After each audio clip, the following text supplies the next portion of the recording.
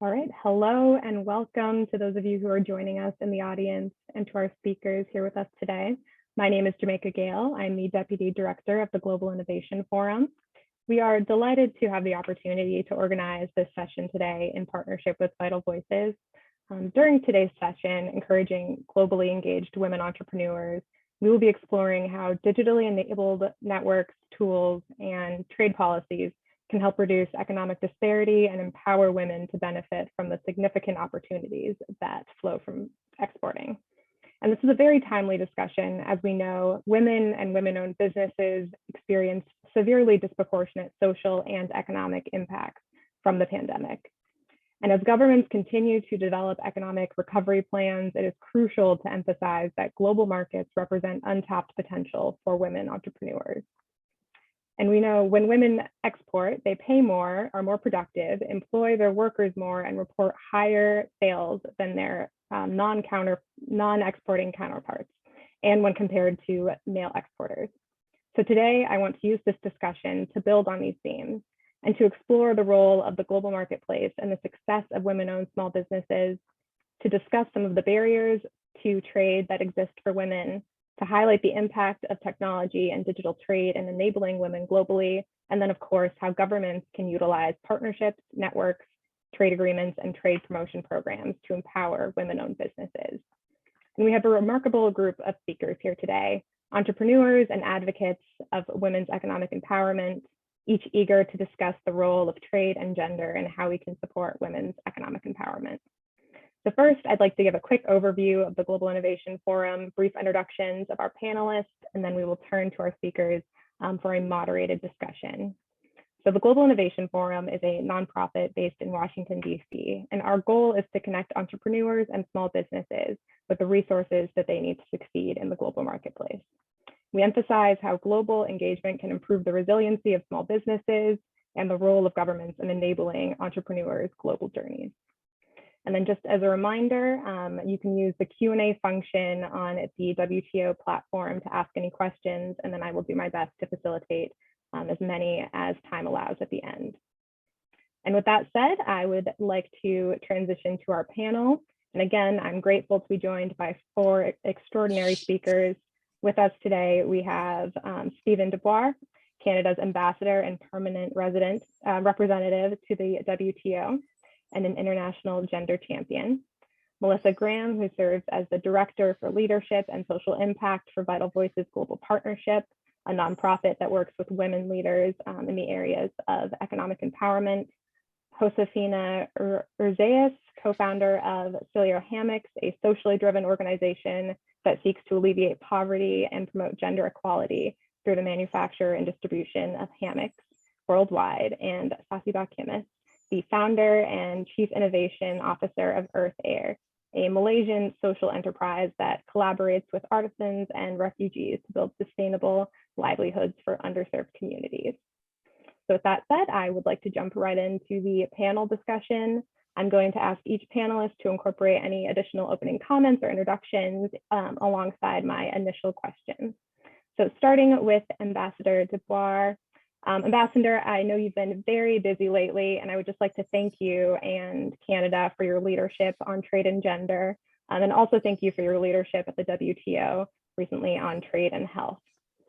So for our first question, in many economies, women disproportionately face obstacles in owning and growing their businesses, and increasing opportunities through e-commerce and access to digital tools have allowed companies of all sizes to tap into international business and trade like never before. So my first question to you is, what are some of the broader economic impacts when women-owned businesses succeed through trade? Well, thank you very much for inviting me to speak. And I apologize. I've just grabbed a corner of the WTO, and I'm coming to you live on my iPad. It was the only way I could make this work, but I hopefully you will bear with me. But let me start off by saying that a few years ago, the type of discussion that we're engaging in right now it would have never happened in the WTO context, but it's through hard work of committed members and with the support of outside stakeholders. And I can't stress that enough, outside stakeholders.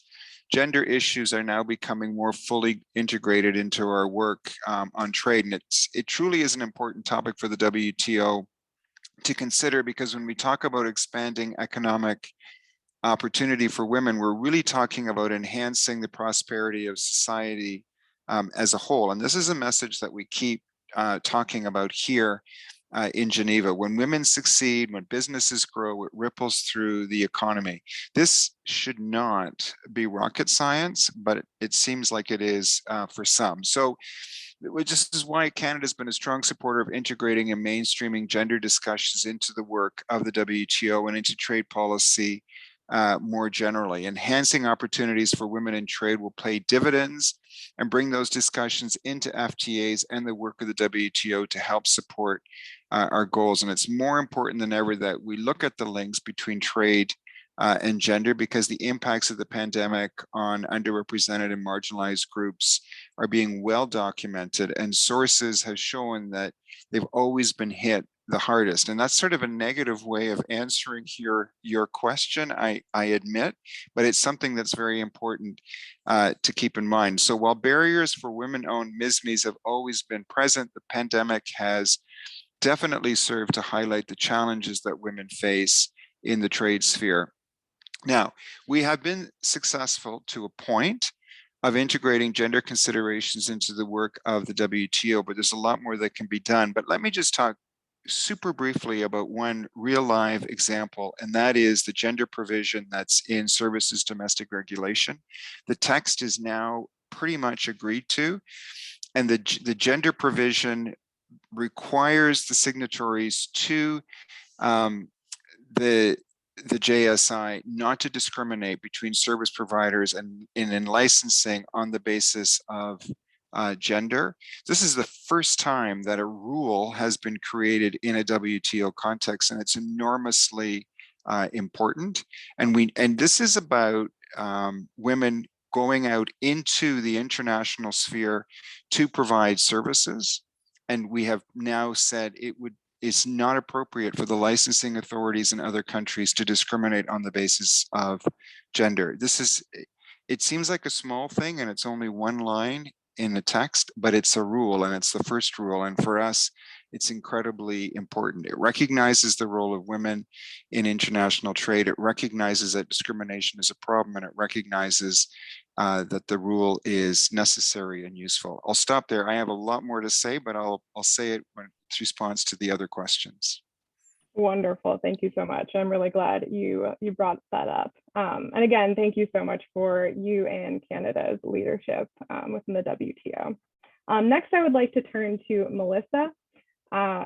Given your work with women entrepreneurs from around the world, what is the significance of networks, peer groups, and advisors for women-owned businesses that are looking to grow? And then if you have any statistics or examples of women who you've worked with who are engaging in global markets, I think that would be helpful. Great. So first of all, thank you so much for having me. I am delighted to be here today and to have this conversation from different perspectives. And I'm so excited that we also have entrepreneurs on this call to directly share their experiences, because that perspective and voices is so critical to understanding at a much more nuanced level how policies, procedures, and rules actually play out on the ground from the perspective of entrepreneurs. So excited about that.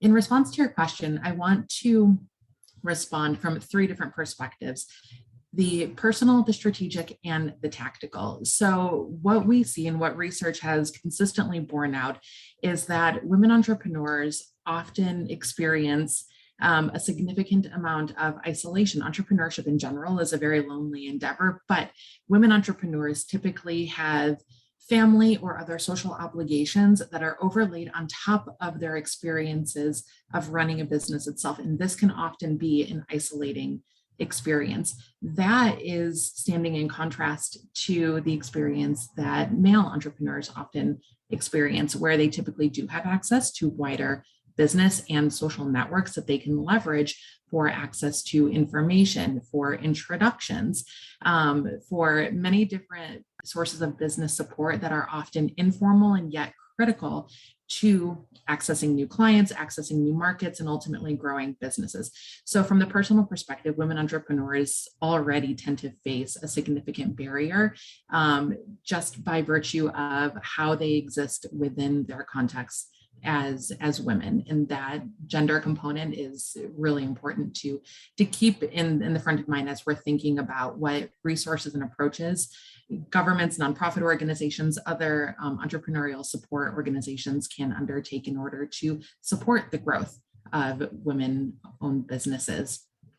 From the strategic standpoint, what we've seen over the course of the 24 years that Vital Voices has worked to support women entrepreneurs is that networks and peer groups are hugely instrumental in providing access to critical information. Access to clear information is uneven depending on country, depending on region within country, depending on industry. Access to information to help a business create a really well-planned and validated strategy for accessing new markets can be very difficult to gain. And information gained from connections to entrepreneurs within other countries, entrepreneurs who can make connections to organizations to provide support and resource can really be critical in creating a sound strategy to support that that export or import or market access strategy in general. And then from a tactical perspective, what we see is that often informal introductions and connections to, whether it's to buyers groups, whether it's to if someone's looking to get into procurement pipelines internationally, making those introductions, making those connections, sharing personal experiences that can be applied to another entrepreneur are really important for creating the specific tactics that an entrepreneur will use in accessing new markets. And we've seen personally at Vital Voices in some of our programs where we actually collect data on how program participants are utilizing peer groups and networks in order to support accessing new markets and expanding their business reach. We're seeing that consistently around 37% of some of our program participants in one program in particular receive access to new buyers in other countries from other members of that given program. So if we're talking about a small cohort of between 40 and 50 women entrepreneurs, we're seeing that over a third of them are directly getting introductions and access to new buyers from within that same peer group, which is, I think, a remarkable figure if we're thinking about the scale of that. We're also seeing within some of those same groups, almost 70% of fellows receiving access to other business contacts, such as suppliers or contractors. So rethinking how they're engaging with their own supplier value chains as well. So not just looking at how they're engaging with trade from an export perspective, but how they're also strengthening their business operations and ability to grow from an import perspective as well. And almost 100% of some of our program participants have reported receiving really useful business advice, validation of their strategy, applicable examples that then strengthen their own strategy and action taken as a result of that to help them navigate what is often an unclear resource and information scarce effort to engage in trade. And so just a couple of examples that we've seen. So in one of our programs, the Vital Voices Grow Fellowship, we've seen that some of our program participants, after completing the program, after making these connections, having these introductions, getting access to this information, have expanded their business to, we've seen in some cases, upwards of 30 new markets. We've seen that in both the services and products businesses that we work with. And this may be things such as new packaging for products in multiple languages and through a grant provided by the program in order to allow them to meet regulatory requirements around, in the case of North America, English and French, to allow them to expand. We have also seen fellows engage in different intellectual property protection activities, especially if they're a service-based business, in order to ensure that as they expand, they are in fact also protecting their intellectual property. And often those conversations do come from advice given, guidance given from peers within this group, making that such a critical source of information to reduce the potential risks and increase the benefits for engaging in trade activity. So a lot more that I could share, but happy to talk about that more in response to that other questions. No, thank you so much. I think that's exactly right. And that's exactly what we've heard from so many women business owners that we've spoken with. And I think another important piece to highlight, especially over the last year and a half, is how important digital tools and digital platforms have been in helping facilitate access to some of those peer professional and government networks that some women entrepreneurs might not have had access to otherwise, or before the pandemic and before they were relying incredibly heavily on digital tools. But I think next I will turn to Josefina just for a brief introduction, and if you can share with us a little bit more about your business and the role of global markets for you. Sure. Thank you so much. Thank you so much for listening to what us entrepreneurs have to say and for engaging in this discussion that I think will favor all women, but also all small business owners in years to come. I'm Josefina Urzaiz. I am the co-founder of Cielo Hammocks. We're a social impact business who works with a network of about 900 artisans, mostly women, who hand weave hammocks from home. We export to about 110 countries to both wholesale and retail customers. So needless to say, access to global markets is basically the lifeline of our business. We started as a 100% exporting business out of Mexico. And in recent years, we have grown our domestic market to about 20% of total sales. Lastly, and most importantly, our work, and to the ambassador's earlier point, directly impact low-income individuals, and that approximately goes to about 5,000 people in the region. We are a fair trade member, and we're also certified as a B Corp.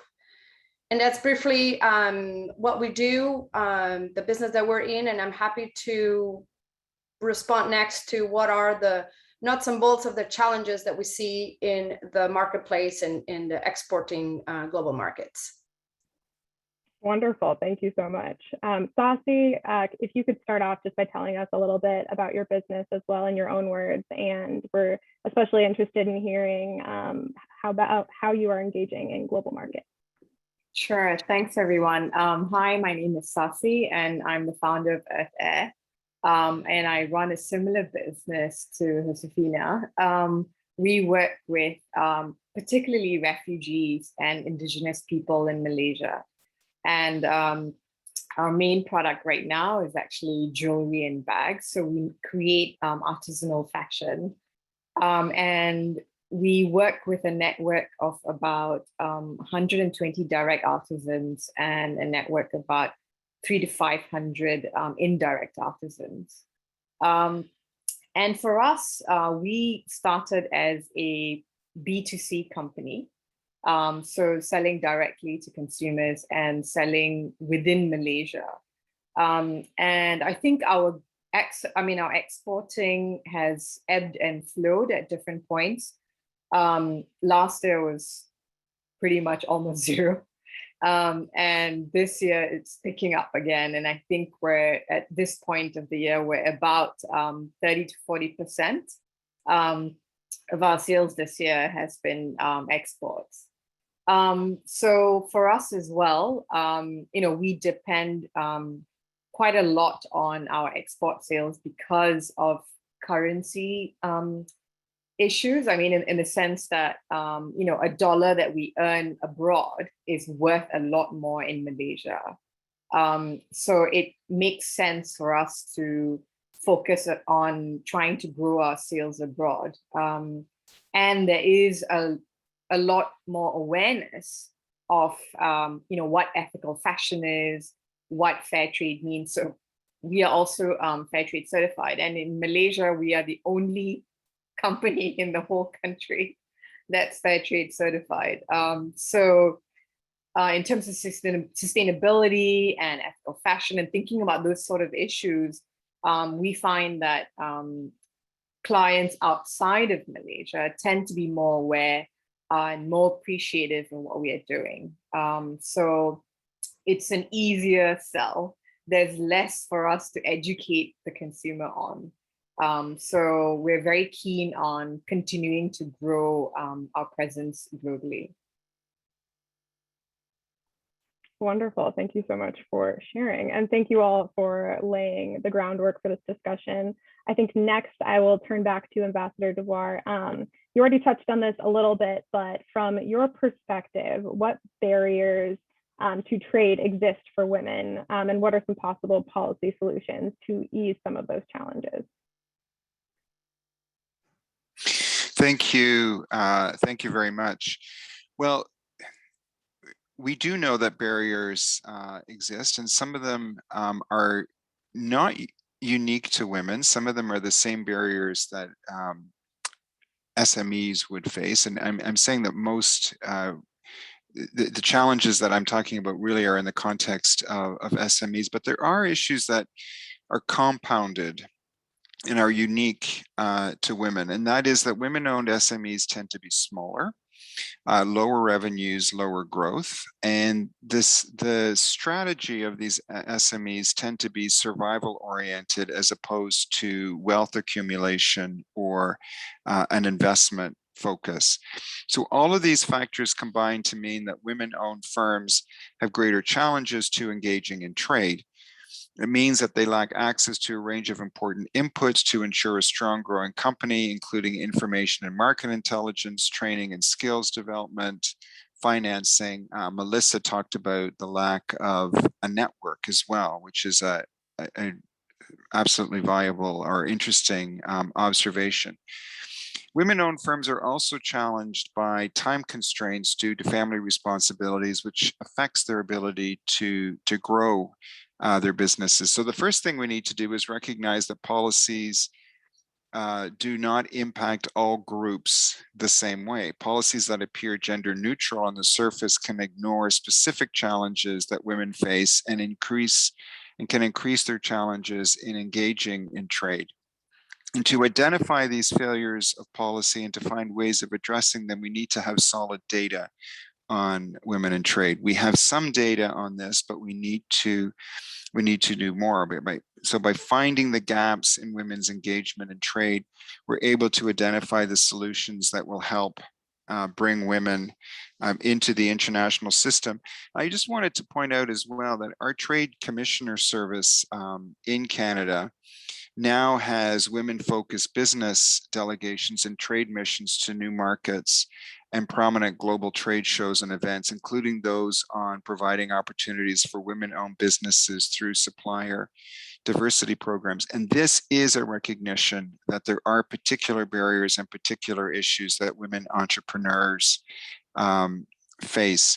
And I should also point out, in fairness, that it's not just women. We've also recognized that there are other underrepresented groups that need additional help and particular help, and that is including Indigenous women, Indigenous peoples, visible minorities, LGBTQ2I, and youth. And so, again, this notion that a neutral policy on its face will benefit everyone the same is not the case, and our Trade Commissioner Service recognizes this and recognizes that programs need to be tailored to particular communities because there are particular barriers that they face. Thank you. Thank you so much. And I'm glad you brought up, I guess, just inclusive trade more broadly. That's something that we've been doing a lot of work on this year as a general priority. And I think it's very important to, I guess, elevate the fact that there is a lot more data needed for around women-owned businesses, exporting, and other underrepresented groups. There is data out there, but it's very old and sometimes not specific to, I guess, the solutions that we are looking for right now. I think next I will turn to Melissa and just ask, what are some of the challenges, maybe one or two challenges, of the biggest challenges that women you work with face as they are growing their businesses, and if there are any challenges that you see specific to global markets? So there are two main challenges that I would want to highlight in response to this question. The first is fundamentally access to information.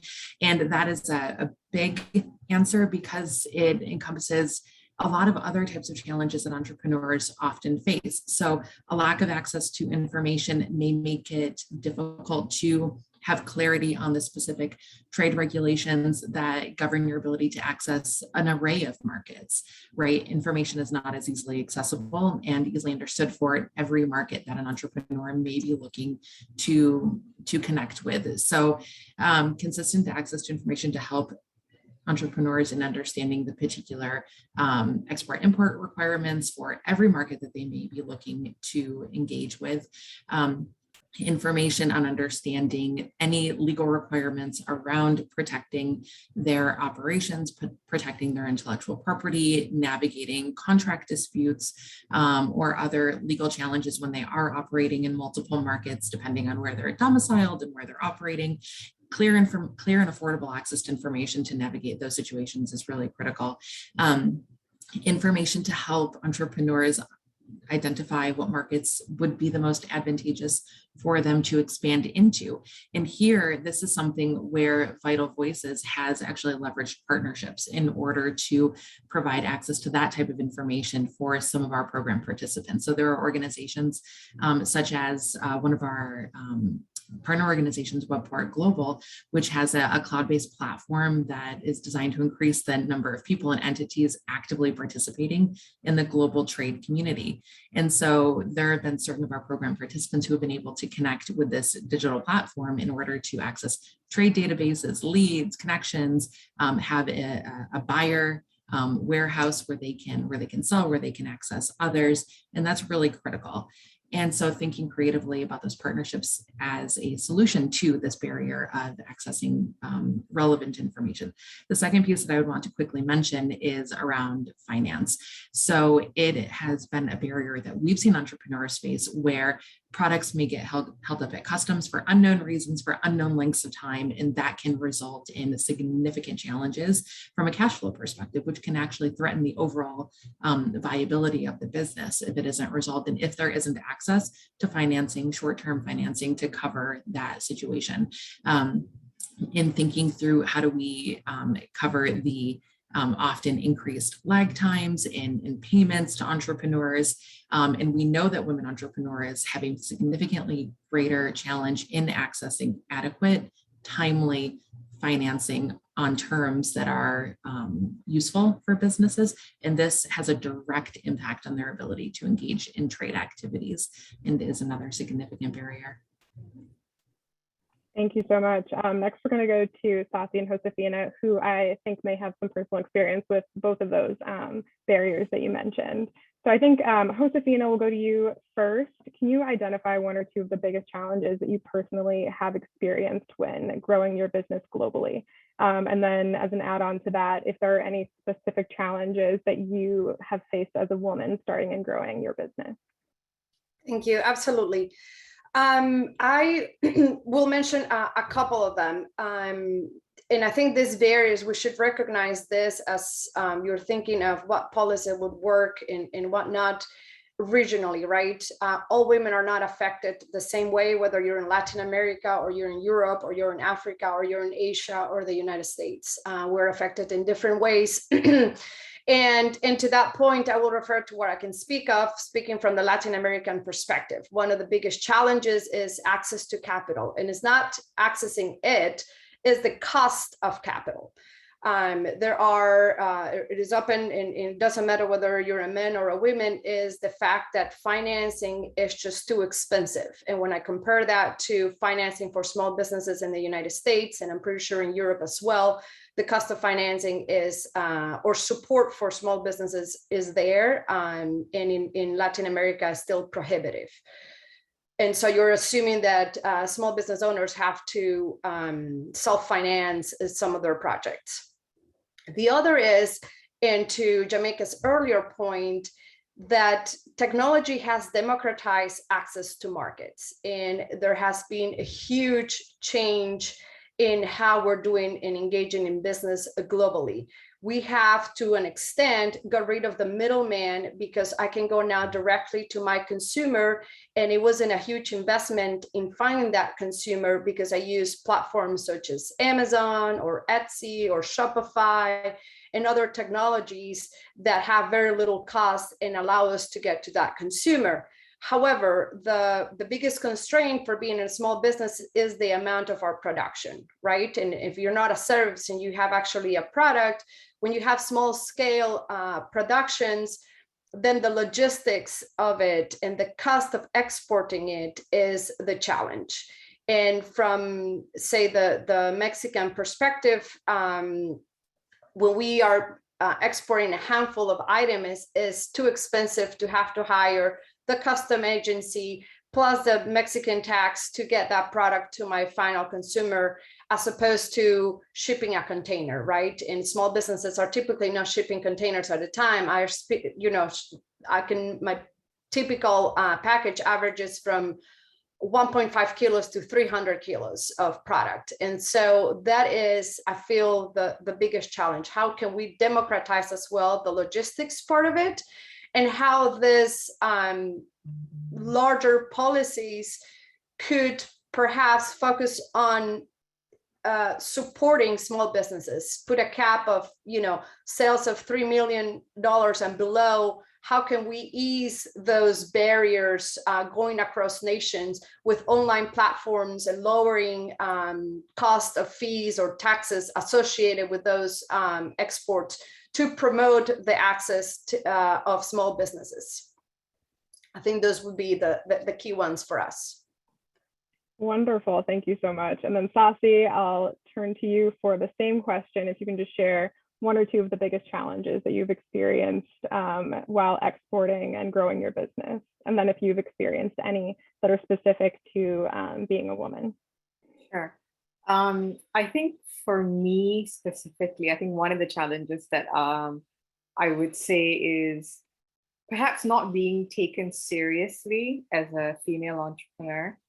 When I am in front of speaking to perhaps a tech crowd or a male entrepreneur crowd, where it's also seen that social entrepreneurs, the fact that I'm a social entrepreneur, the fact that I'm working with women, the fact that I'm working with underprivileged communities, it's tend to be seen as less sexy and exciting.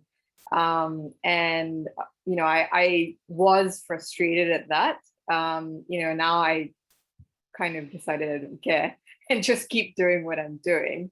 And I think, I was actually a part of Vital Voices. And so having networks like that, especially last year, when, borders were closed, and having the Vital Voices network where, I was connected with women entrepreneurs from around the world. And all of us were talking amongst each other about, who can help source PPE fabric? And does anyone have like templates for making PPE for frontliners? And, so that kind of exchange where we had a lot of talking and connection between women to women was extremely helpful, especially in a time of crisis. So I would say that was one of the challenges that I faced, as not being treated seriously. And the other one is very much like what Josefina said about logistics. So one of the greatest challenges that, and I've spoken about this before, I think, is cost of logistics. And it's kind of like a catch-22, because we were just trying to renegotiate like our rates with like FedEx and DHL. And then, the first question we were asked, okay, what's the volume of your sales? So it's like you get cheaper rates the more you're selling. So if you're a small business, you're always paying a lot more. And the fact that even if, when we try to explain to them like, hey, we're a social enterprise, so we're working with marginalized communities, so I think it would be very helpful if global trade organizations or even governments sort of recognize fair trade organizations, for example, or social enterprises, you know, and recognize that these sort of businesses are not just focused on a profit motive, and the fact that we are multiplying a lot of positive social effects in society by the work that we're doing, you know, and that supporting such organizations will actually bring greater economic health for all the economies involved in them. So that would be immensely helpful. I don't know how that would happen, but that would be a great thing for me to see, you know, like at least recognize that these sorts of businesses are worthy of help. And if, you know, trade processes can be eased for these sort of businesses, it would be very helpful. I mean, and one of the other things about this is the de minimis, you know, thresholds in different countries. You know, the fact that I think in the US is about 900, but many other countries don't even have a de minimis. So it's like, you know, you're a small business and you're exporting whatever it is, and, you know, you get slapped with a lot of custom duties at the end. And it's very difficult for us to sort through the duties and all that. So we end up shipping with larger logistics providers, and of course end up paying more for the services. So in the end, like the cost of your product getting to a client internationally is just so much more than if you had the clout of a bigger business.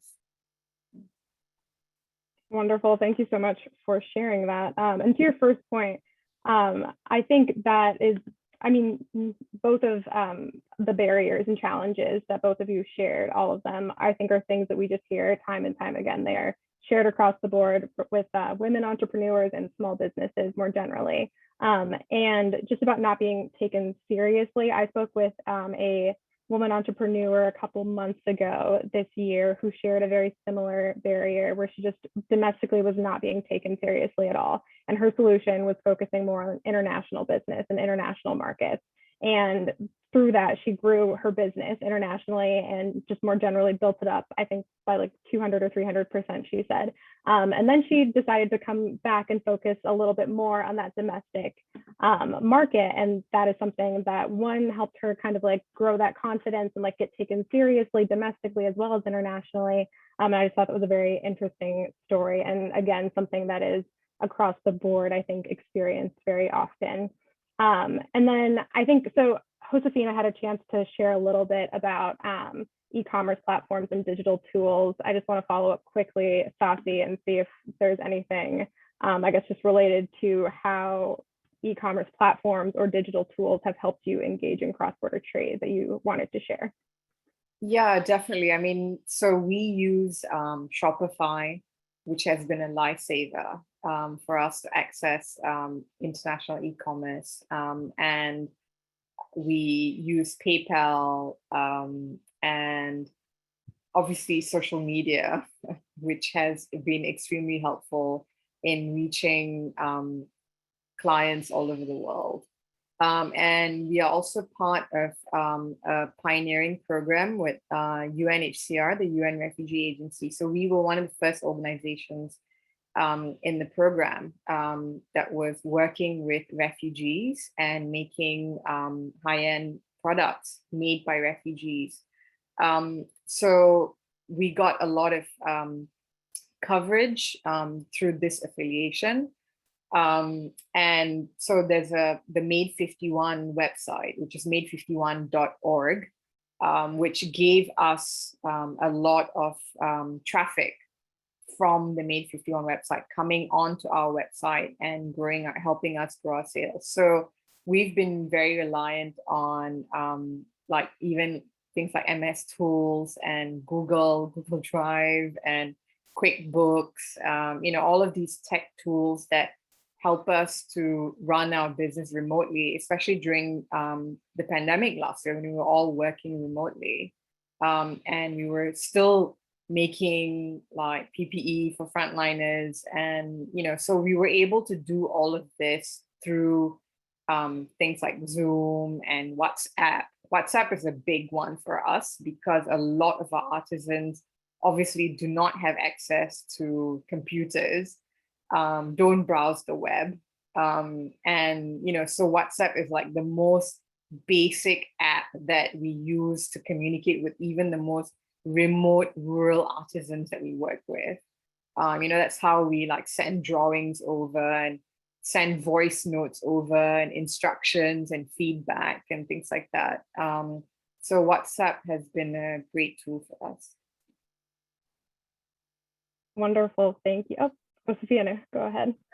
If I may, Jamaica, just to follow up on this, I'm happy to share some of the tools that have been very helpful for us in an attempt that maybe Melissa also shares with her network and those who are listening. But of course, Instagram and Facebook, and I agree with Sassy, WhatsApp is one of the most wonderful apps for us, not only during the pandemic, but also we're a hurricane-prone region.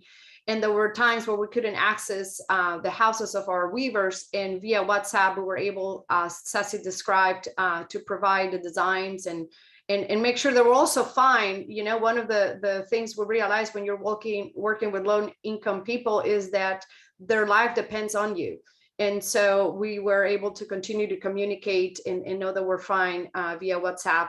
Obviously, some of the logistics companies that make a lot of the work easier in terms of crossing borders, FedEx and UPS, when you have a small shipment. So that's a very useful for small business owners to do this cross-border sales because they do that work for you. Amazon and Shopify, and then some of the accounting apps, web app would also figure out that, as I was saying, working with the local banks could be very expensive to receive a wire transfer. And so other technologies like TransferWise have proven to be much more economical to receive payments from Europe or Australia. And to that point, I think one of the things that we'll recommend the most when working with incubators or small entrepreneurs or women entrepreneur groups is that to encourage or inspire the idea that the world is the market. And I keep saying this whenever I'm part of a group of young entrepreneurs. The world is the market. It's not your region, it's not your city, it's not your town, it's not even your country. And if you think of it that way, especially if you're coming from an underdeveloped region, like Sassy said earlier, the US dollar or the euro can go a long way in Latin America, Africa, and in the Southeast Asia region.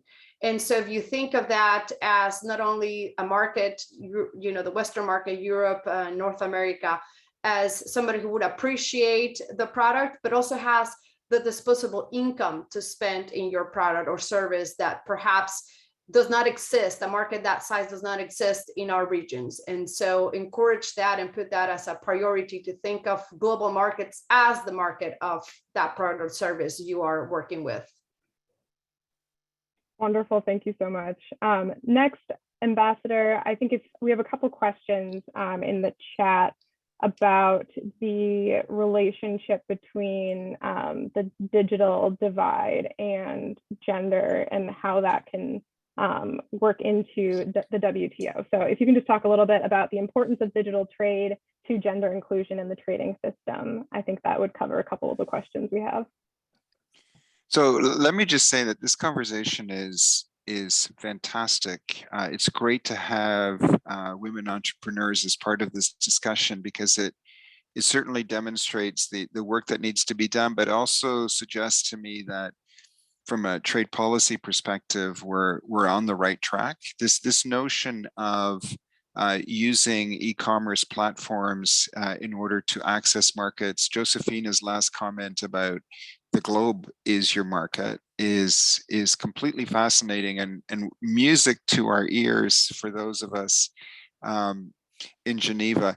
And look, we have thought, and we've been working hard on with respect to e-commerce because we were of the view that a digital platform was essential for women entrepreneurs. And unfortunately, one of the reasons why we thought it was essential was for one of the reasons that Sasha mentioned, which is that there is this discrimination, that women aren't necessarily treated seriously by the business community. And e-commerce and an e-commerce platform gives invisibility, which is sometimes useful. Sad, perhaps, but useful in terms of getting access to markets. It also gives you flexibility because it's not 9 to 5. Access to the platform is 24/7, and it means, particularly for women entrepreneurs who are perhaps juggling all kinds of things at the same time, it gives them more flexibility. I should also say, as the Canadian ambassador, I like the shout outs to Shopify because that's a company that Canada is very proud of. So look, e-commerce tours, social media, very important. And so rulemaking in that context of the WTO is important. And I want you to know that when Canada sits down in these negotiations, we are thinking about these issues with a gender lens to say, is this going to work for everyone? In particular, is it going to work for women?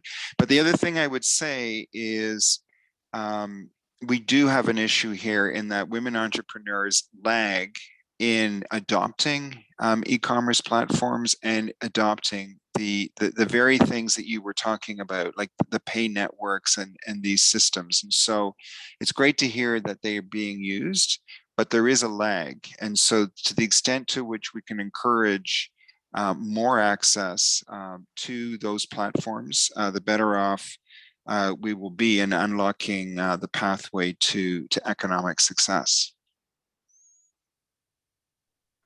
Thank you so much. I want to give Melissa the opportunity to touch in on this discussion about digital tools and digital platforms. Is this something that any of the women in your network, I guess, often deal with, or something that you try and help kind of alleviate some of the pressures there with either digital skills or just access to digital tools or anything in that space? Yes, so there are actually two main points that came to mind when I was hearing some of the comments the other panelists made. So first is that, as Josefina and Sasi demonstrated, the way that we see women entrepreneurs engage with and utilize digital tools really varies depending on industry, depending on location, depending on size of business, depending on need. And so seeing that and understanding from a business support organization perspective that there is no one framework for how to engage with digital opportunities and digital tools to support business growth is, I think, a really key point that gets to discussions around, how do you support entrepreneurs and how do you think about customization? How do you think about what is able to be applied versus what may be familiar to a business, support organization. And so thinking about what is practical, relevant, and from the end user's perspective is guiding all efforts in that way.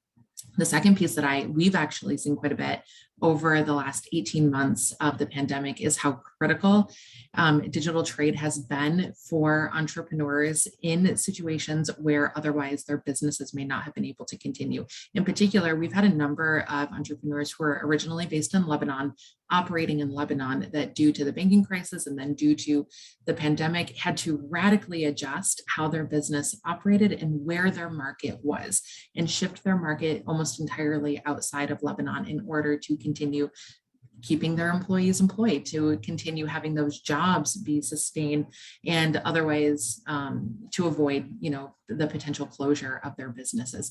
We've also had really interesting examples of how people have utilized digital tools in other challenging environments in order to create jobs.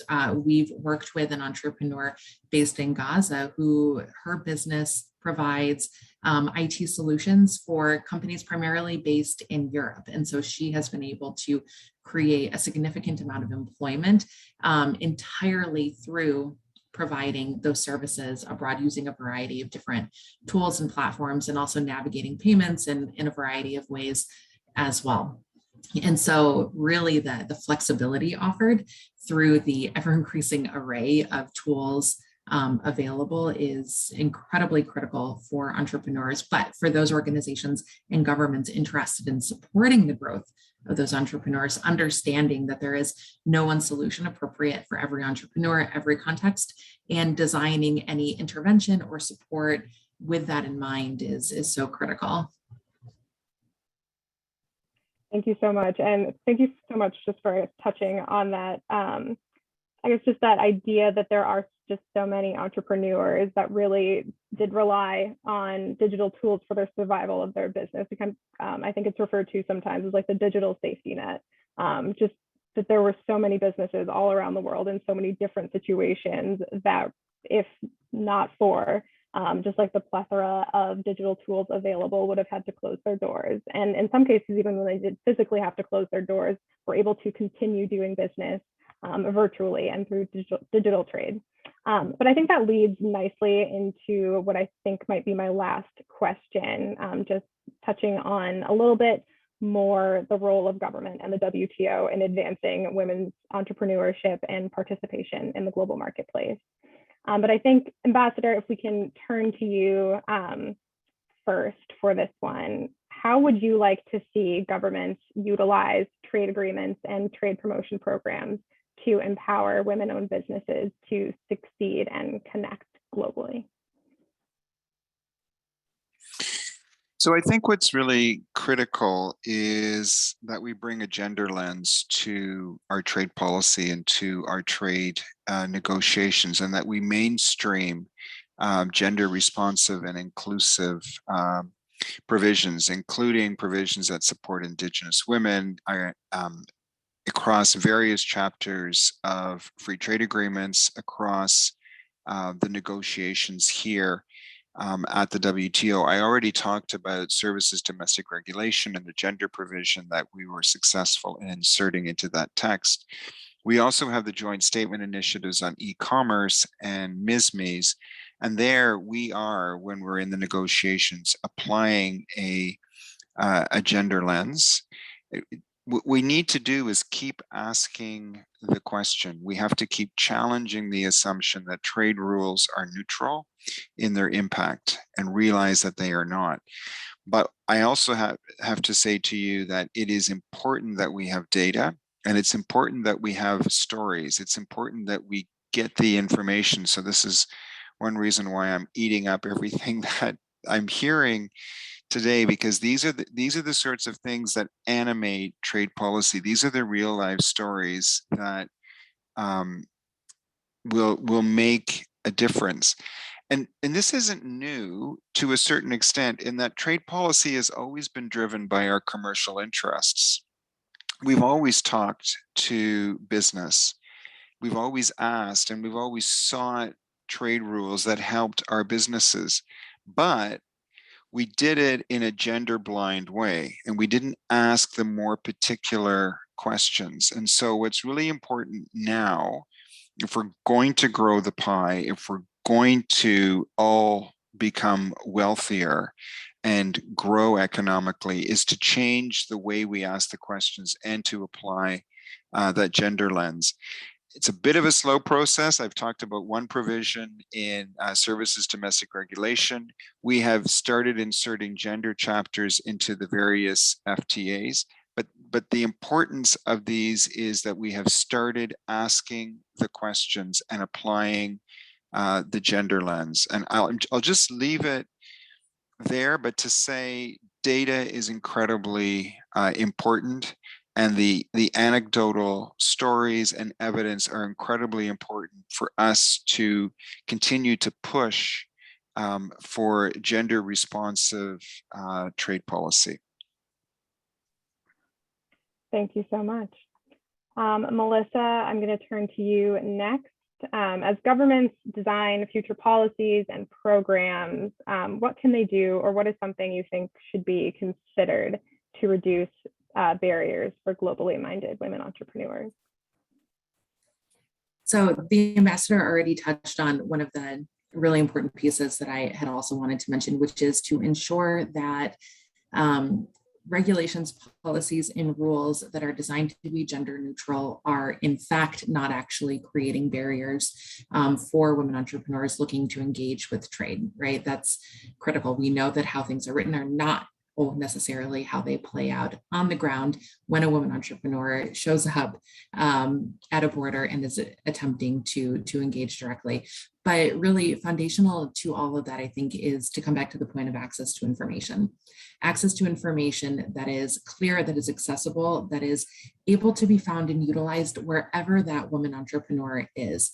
So having information available through multiple channels, multiple languages, thinking about how women in different regions or sectors of a given country will be able to engage with, access, and understand that information in a way that is comprehensive, clear, accurate, and updated. And then and that's for where a woman entrepreneur is operating from an export perspective. I would also really like to see governments think about how they're communicating their trade policies from the import perspective. So how are entrepreneurs from other countries interacting with understanding how to bring goods or how to begin providing services in their country? How is information shared? How are we, I mean, I can't tell you how many sites I've seen that are only available in a single language when this is a country that is a significant hub for entrepreneurs looking to access that country. And so how are we, thinking about, whether it's language plugins or, really investing resources into thinking about who's accessing this information, who could access this information, and how are we making sure that it is accessible and that it's also comprehensive. Information that requires you to go online, but also to go visit maybe multiple offices multiple times. Meetings over weeks or months is not practical for entrepreneurs looking to often take advantage of quick or time-sensitive opportunities to engage with a potential client or opportunity. And then the last piece, which Sasi and Josefina both mentioned, is thinking about export costs, thinking about how do we ensure that entrepreneurs are not put into a harmful financial position due to the costs of exporting and due to the different lag times of payments and reimbursements. And so thinking about what supports can be put in place, what programs can be launched in order to minimize that sort of often very, very high outlay with uncertain return that many entrepreneurs face, especially when they're beginning to engage in international trade. Wonderful, thank you so much. And I think the issue of access to information is such an important one. And I think that's another space where digital channels can really play a role. Having a space where that information can be shared clearly, easily, digitally, and collectively is something that is so important for small businesses, especially, again, given just the capacity issue for small businesses. But I think we have 3 minutes left, so I'm going to turn to Sasi and Josefina each just with another question about just what governments can do to better help women entrepreneurs expand globally and grow globally, and improve understanding of foreign laws and regulations, and anything that from your own experience. I'll go to Josefina first. Thank you. I think I will reinforce what I mentioned earlier today, which is I think ideally there would be a cap in terms of sales, whether it's $3 million or $5 million or $1 million, I don't care, that defines what small businesses are for that region and have lesser restrictions, lesser regulations. I mean, lift them, but make it maybe all online, streamline it, so that you reduce the cost and facilitate the access to foreign markets, to that sector of the business population. That would be, I think, one of the ones that could be most helpful. And the other is, and I love when you were mentioning how to train those who import, those in the markets that are the importers or consumers of these products in probably Western economies, is to also promote that and promote platforms. And I can mention one, fair.com, which is a platform for small distributors. And that's somewhere where this smaller business can interact and have easier access and put us all together in this networks that we were mentioning, those who are producing with those who are distributing and consuming.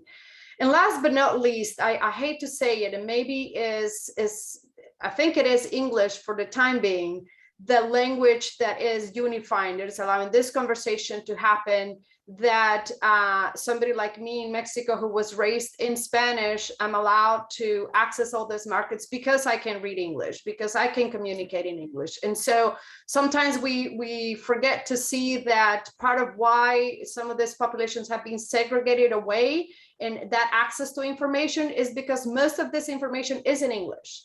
And so that should be I'm so sorry. I'm gonna cut you off. I'm so sorry. We're gonna turn to Sasi. You have about 30 seconds, and then I think no worries. Thank you. And then Sasi.